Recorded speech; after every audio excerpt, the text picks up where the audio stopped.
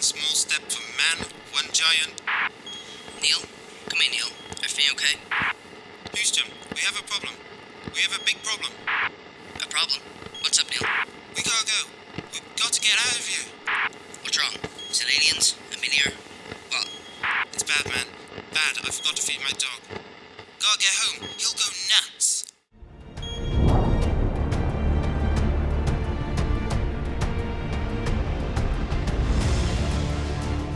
The events of July 20th, 1969 started in a way we all know, the moon landing. But what follows is a tale with nothing moon landing-y about it. Am I saying that right? What do you mean that's not a word, Jerry? Take that out now, you can't even hear me. What you didn't know is that Neil Armstrong had a dog. He wasn't just any dog, he was occasionally a little naughty, inquisitive, and sometimes even a bad dog. He had to be sent to bed a lot of times without supper. But when Neil Armstrong's dog was accidentally left without any food, the dog, who was very angry as his best pal, sort of forgot about his well-being. He thought his only chance of survival was to escape. Thankfully, Neil got a message to his house cleaner. She came and opened the door for the dog's toilet break, but the dog, who was very annoyed, decided to run away. He ran out the door, over the garden fence, and into a world of sausages and adventure.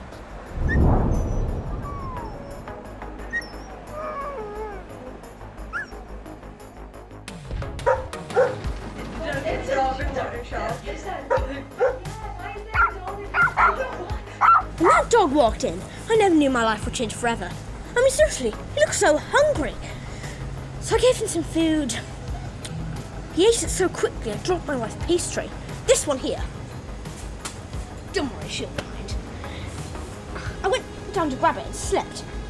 The dog turned round with evil, bulging eyes. And he bit off my hand. He bit off my hand! Don't believe him, the dog didn't bite me. No, he did bite me. He bit me. He bit me. Go on, get back to work.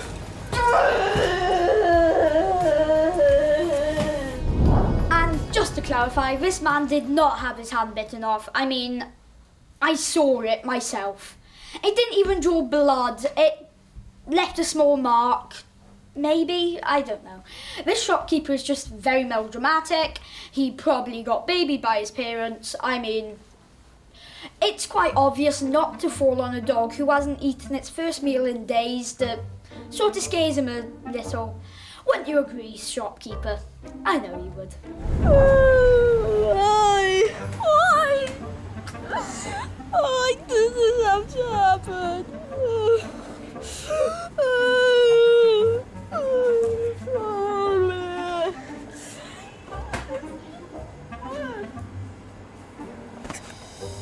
You didn't see anything. You did not see anything. You did. Wow, just wow. Sure didn't get eaten by a lion there, pal. Anyway, our little friend was still angry and was getting very hungry. And even though he wouldn't admit it, he missed Neil. However, we could not forgive Neil about forgetting about the dog. I mean, this guy has loads of spare time. He hasn't got anything on his mind. No, sorry, that's wrong. Never leave your pets on his own. Apparently, he went to the moon. Anyway, driven by hunger and loneliness and a little bit of anger, Neil's dog went from shop to shop looking for food and a little love. But not everyone was happy to see him.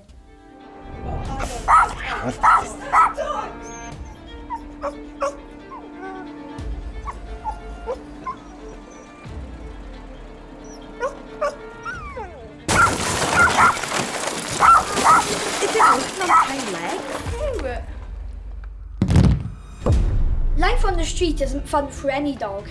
He was cold, dirty, and started wishing he never ran away from home. He was still angry at Neil, but he also missed him very much. He had no way of finding his way home. He thought, like many other dogs with terrible owners, that he had been abandoned. I'm not crying. I'm not. It's I'm a big boy. I'm a big boy now. not all humans are bad, but leaving dogs alone, not feeding them, and things like just leaving them in a car is just plain wrong. I mean, what is wrong with you people? You made me sick. I mean, if it was me, I would smash into your... Sorry. Okay. But dressing them up like spiders and scaring people is really cool. You should keep on doing that, people. Anyway, Neil cut humanity's first moonwalk a little short to get home. In the meantime, the smell of posh food was a little too much to ignore for our little friend.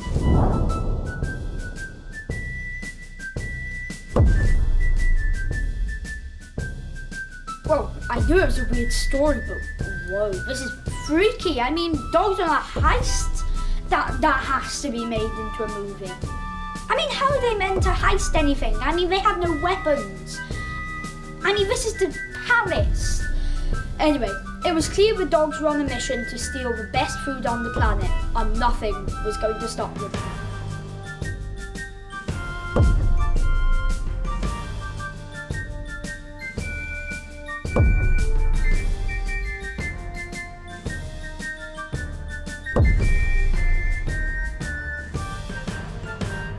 The real footage of this is way too violent to show, so have a look at these nice child-friendly photos.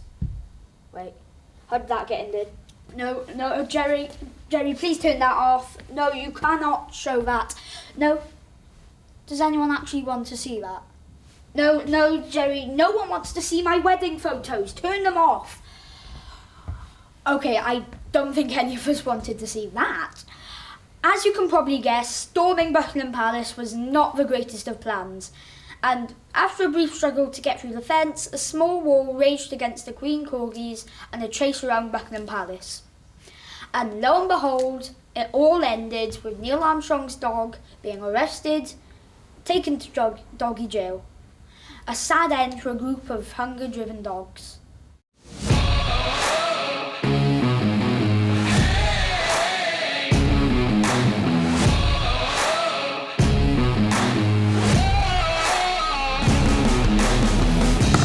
Order in this court.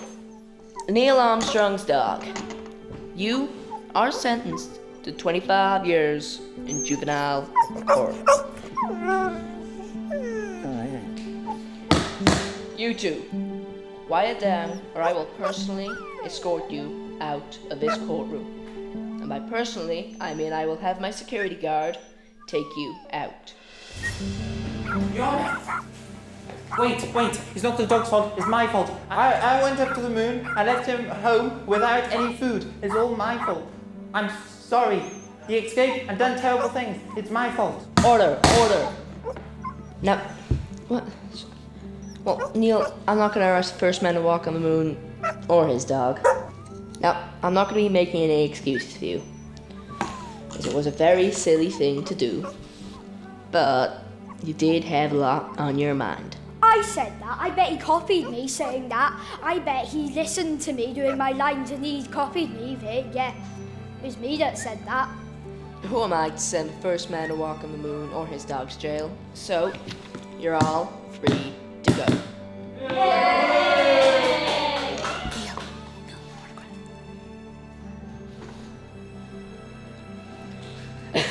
Sorry, boy. It's all my fault. Look, what are you done to my... Ow. Yes, he's done that to my arm. What are you doing? Stop it. What? To be honest, the last few days haven't been my finest hours, including the palace and how I sort of stole a load of food. I have sent a letter of apology to Her Majesty, but might not be very happy with me still. But when your owner shoots off to the moon and leaves you without any food, I am going to react badly. So don't go off to the moon without feeding me. I stand by my actions on this occasion, except for the corgis. Sorry about what I did to your room. I hope you can get the pea stains out. And there we have it. A story full of tragedy, but in the end, all is resolved. Please keep on watching this very, very, very obviously fake documentary series, and we love you all here at Documentary TV Thing. Good night.